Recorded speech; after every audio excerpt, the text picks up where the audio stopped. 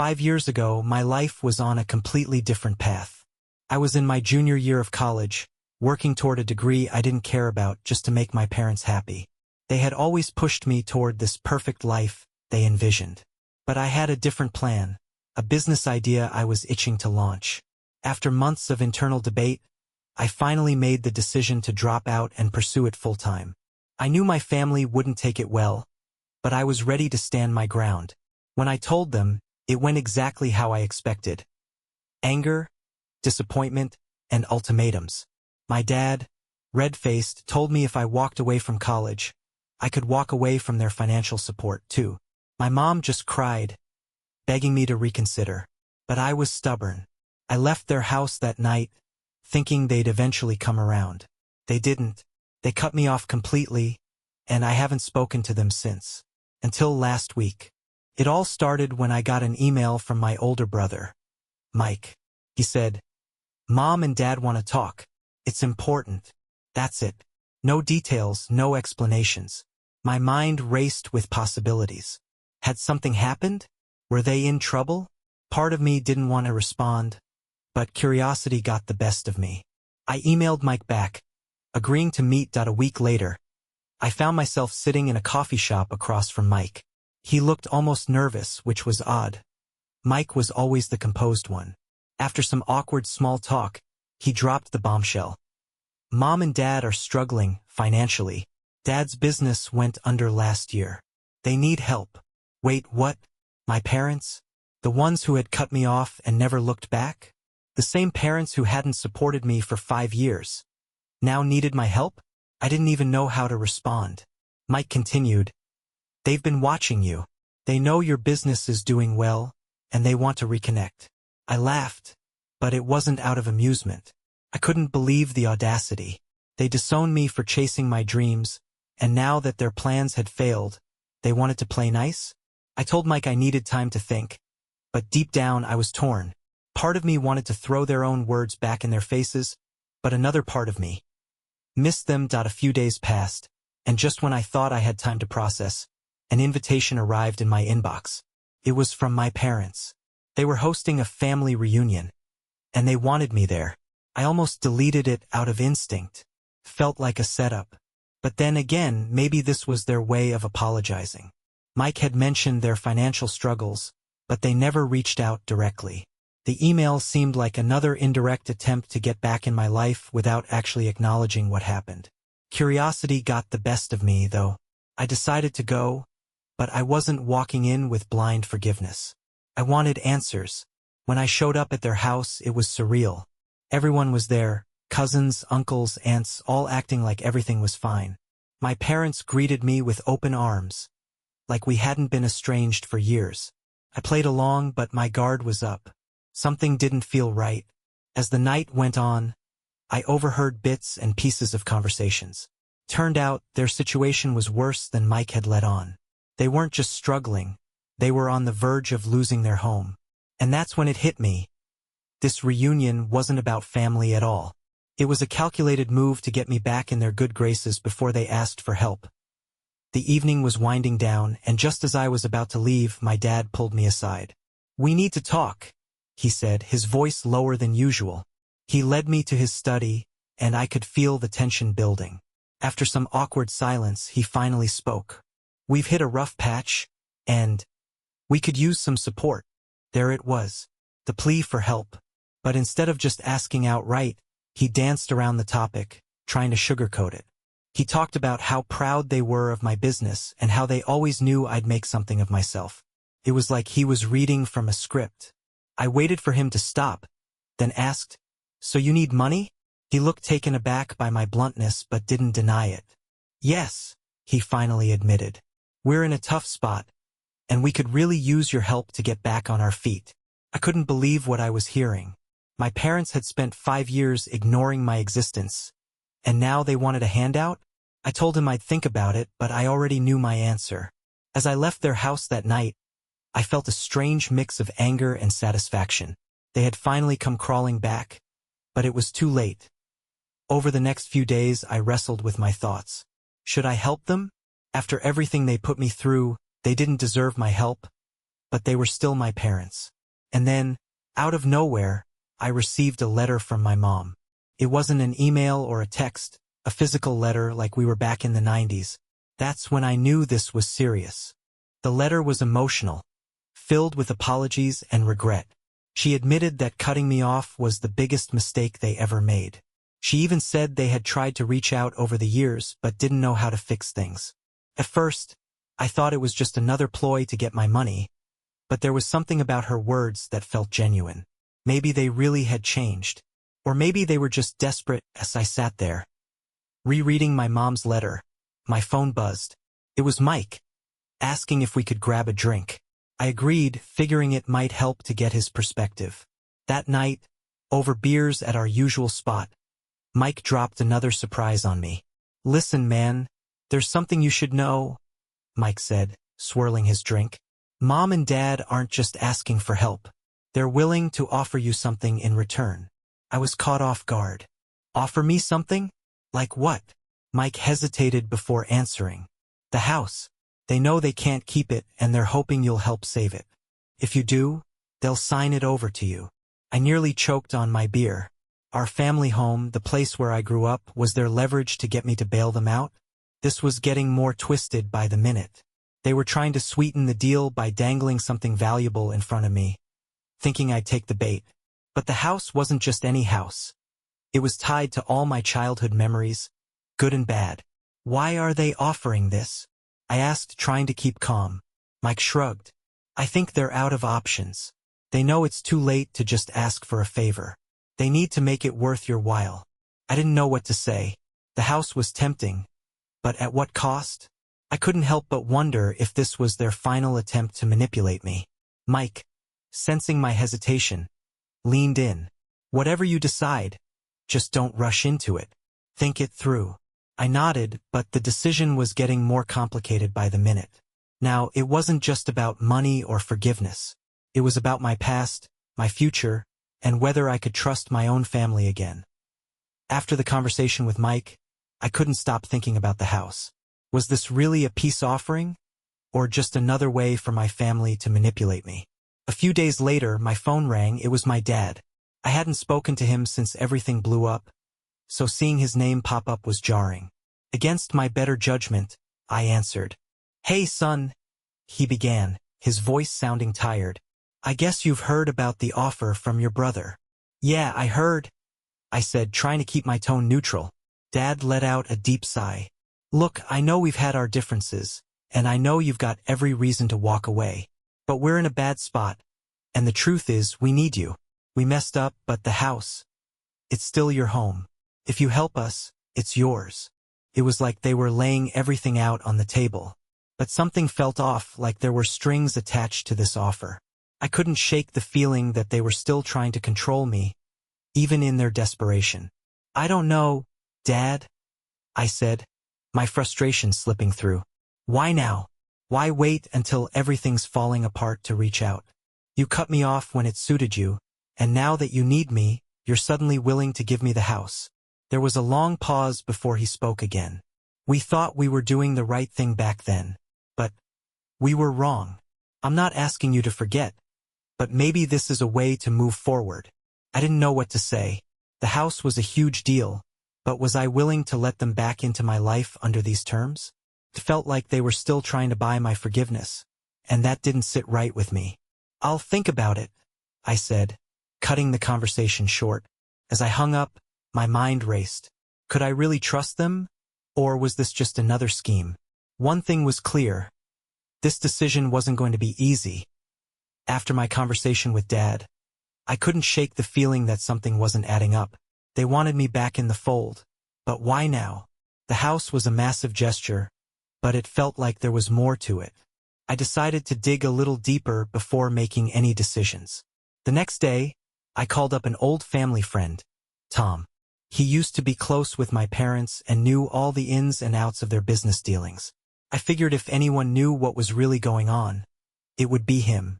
"Tom, I need some information," I said after catching up briefly. "Do you know anything about the house?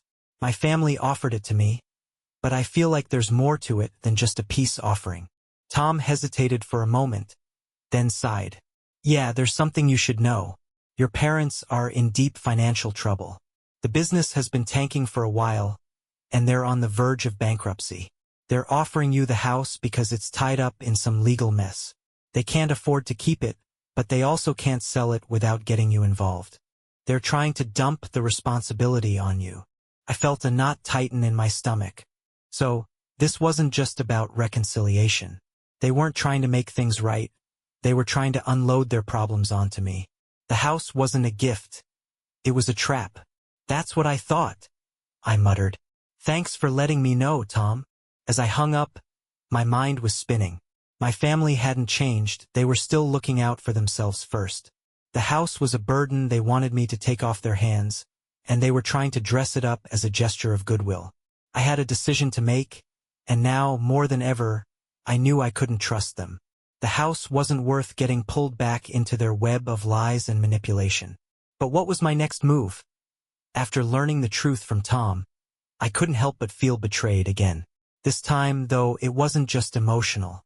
They were trying to stick me with their financial problems, and I wasn't about to fall for it. I decided it was time to confront my parents directly and see just how deep they were willing to go with their lies. I called my mom. "We need to talk now," I said, barely masking my frustration. She agreed to meet at a local cafe. I walked in, determined to get answers. When I sat down across from her, I wasted no time. "Mom, why didn't you tell me the real reason you're offering me the house?" Her face went pale. "What do you mean?" "I know about the financial issues. I know you're about to lose everything, and the house is tied up in some legal mess. You didn't offer it to me out of kindness. You want to dump your problems on me. Am I wrong?" She blinked a few times, then lowered her gaze. "Who told you that?" "That doesn't matter," I said, my voice firm. "What matters is that you were going to let me believe this was some sort of peace offering when really, it's just about you saving yourselves." She didn't deny it. Instead, she sighed heavily and finally admitted the truth. "Yes, things are bad, and we didn't know what else to do. We thought if you took the house, it would help us and maybe fix things between us." "Fix things?" I nearly laughed. "You think using me to solve your financial problems is going to fix our relationship? You don't want me back because you care. You want me back because you need something." Tears welled up in her eyes, but I couldn't feel sorry for her. This was manipulation, plain and simple, and it had nothing to do with family. "I'm done, Mom," I said, standing up. "You had your chance, but you blew it. I'm not your pawn, and I won't bail you out." As I walked out of the cafe, I realized I'd made my decision. The door to reconciliation had closed, for good. Walking out of that cafe felt like a weight was lifted off my shoulders. I was finally done with their manipulation. But that didn't mean the drama was over. Just days after the confrontation, I received a letter from a lawyer representing my parents.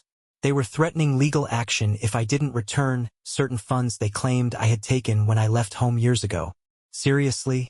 They were going to sue me now? I knew this was just another tactic to scare me into helping them, but it crossed a line. So I decided to fight back. I contacted a lawyer of my own, explaining everything that had happened, from being disowned to the shady house offer and now the lawsuit. My lawyer listened carefully, then told me something that caught me off guard. "You actually have a case against them," she said. "What do you mean?" "Your parents disowned you, which means they technically cut ties with you legally, too. If they're trying to come after you now, there's a very strong argument that you owe them nothing. In fact, we could countersue for emotional distress and manipulation." I hadn't considered that. I was so focused on getting away from the toxicity that I hadn't thought about holding them accountable. My lawyer assured me that we could fight back and potentially turn the tables on them. And that's exactly what we did. I filed a countersuit not only for emotional damages but also for defamation, given that they were spreading lies about me within the family. It was risky, but I felt it was the right thing to do. This wasn't just about money. It was about setting boundaries and showing them that I wasn't going to be bullied anymore. The legal battle was set to be drawn out, but for the first time, I felt like I was taking control. No more playing their game. Once the lawsuit hit, the whole family exploded into chaos. My parents tried to rally the relatives on their side, But things didn't go as planned. A few family members, especially my aunt and cousin, started asking questions. They had heard bits and pieces of the story, but now they wanted to hear it from me. I sat down with them and explained everything. The years of manipulation, being disowned, and now this ridiculous lawsuit. My cousin was shocked. "I had no idea they did that to you," she said, shaking her head in disbelief. My aunt was quieter, but you could tell she was furious. "They've crossed the line this time." Turned out I wasn't the only one they had wronged. My cousin had also been manipulated by them when she was younger, but she had never spoken up. Now that I was taking a stand, she felt like she finally could too. That's when I realized something. I wasn't just standing up for myself anymore. I was giving others the courage to do the same. The family started to split. Some sided with my parents, sticking to their story that I was the ungrateful child who was trying to ruin the family. But others, like my aunt and cousin, saw the truth. They began distancing themselves from my parents, refusing to take part in their schemes. My parents must have sensed that they were losing control because the next thing I knew, they were offering to settle the lawsuit. They wanted to drop everything, as long as I agreed to stop the countersuit and move on. It was tempting. After all, I had never wanted a legal fight. But there was something that felt off about it. Was this another manipulation tactic? Or were they truly backing down because they knew they couldn't win? I had to make a choice. When my parents offered to settle the lawsuit, my initial reaction was relief. I hated the idea of dragging this mess through the courts. But my lawyer wasn't convinced. "They're probably offering this because they know they'll lose," he said. "If you settle now, you might miss the chance to get what you truly deserve. Plus, do you really trust them to stick to their word?" That was the real question. Could I trust them? I knew deep down that this wasn't about the money or the legal fight. It was about years of betrayal and manipulation. If I took their offer, it would feel like I was letting them win, like they could hurt me and just walk away when things got tough. I asked for some time to think about it. Over the next few days, I went back and forth in my head. Part of me wanted to end this, but another part couldn't shake the feeling that settling would be a mistake. I also spoke with my aunt and cousin, who had been growing closer to me throughout the whole ordeal. They both encouraged me to do what felt right, but reminded me that my parents had a long history of manipulating situations to their advantage. Then, out of the blue, I got a call from my brother. He had stayed neutral throughout everything, but now he was calling to tell me that my parents were panicking. "They're desperate for this to end," he said. "They're not just worried about losing the lawsuit. They're terrified of how the family is starting to turn against them." That's when I realized the lawsuit wasn't just about winning or losing. It was about exposing the truth. My parents had spent years controlling and manipulating not just me, but others in the family too. Now that their reputation was on the line, they were scared. And that gave me the power I didn't even realize I had. I called my lawyer and told him I wasn't accepting the settlement. We were taking this all the way. As the lawsuit went on, things started to get really tense. My parents weren't just fighting me in court anymore. They were pulling in other relatives to try to sway them. At family gatherings, the whispers were growing louder. Some relatives, especially my grandparents, were starting to question what my parents had been doing all these years. They couldn't ignore it anymore. I started getting strange texts and phone calls from people I hadn't heard from in years. Some were supportive, but others were trying to convince me to drop the case. One of my cousins called me and asked, "Do you really want to tear the family apart over this? Think about your future, your kids, your relationships." I knew what they were doing. They were trying to guilt-trip me into backing down. But I wasn't falling for it this time. This wasn't just about me. It was about standing up for the truth and finally breaking the cycle of manipulation my parents had created. If they thought I would let them get away with it, they were dead wrong. Then came the bombshell. In the middle of the lawsuit, I found out that my parents had tried to make a secret deal with my ex-husband. They were offering him a significant amount of money if he would testify against me in court, claiming that I was unfit and unstable. My jaw hit the floor when I found out. My parents, who had already disowned me, were trying to destroy my reputation even further, all to save face and win the lawsuit. The betrayal hit me like a ton of bricks. I couldn't believe they would go that far. But I also realized it gave me even more ammunition in the courtroom. My lawyer was furious when he found out. "This is a game changer," he said. "This is straight up underhanded, and it's going to come back to bite them."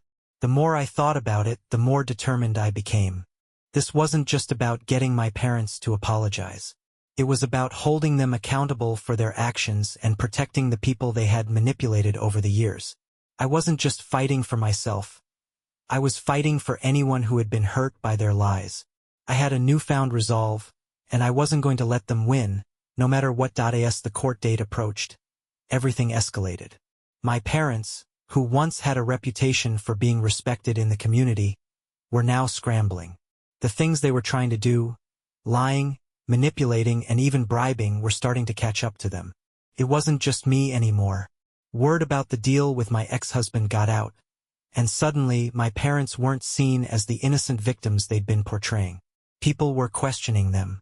The day of the final court hearing arrived, and I walked into the courtroom with a sense of determination I hadn't had in years. The tables had turned. My lawyer and I had gathered a mountain of evidence.